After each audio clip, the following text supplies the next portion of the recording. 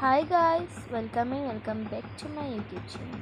বহু দিনৰ পৰা এটা আশা আছিল শিৱসাগৰ ফুৰিব যোৱাৰ। চ' ফাইনেলি আজি সেই আশাটো পূৰণ হ'ল। এয়া দেখিছেনে, এয়া তলাতল ঘৰ।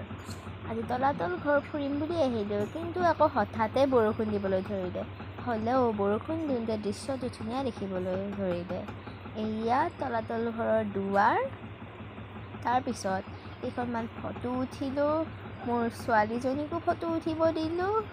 তাৰপিছত মোৰ ল'ৰাটোৱে আকৌ ফটো নুঠে, হ'লেও তাক টানি টানি আনি কোনোমতে মোৰ লগত এখন বা দুখনমান ফটো উঠালোঁ। চাওকচোন, এতিয়াও ফটোতেই মুখখন টিপিয়াই আছে। মোৰ ছোৱালীজনীৰ আকৌ ফটো উঠা বৰ ইচ্ছা, তাই হেঁপাহেৰে ফটোখন উঠিছে।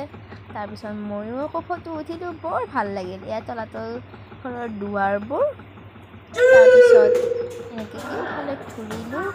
তাৰপিছত মানুহটো বুঢ়া হ'লেও মনটো বুঢ়া হোৱা নাছিল, সেইবাবে ভাবিলোঁ এটা ৰিলচ বনাওঁ।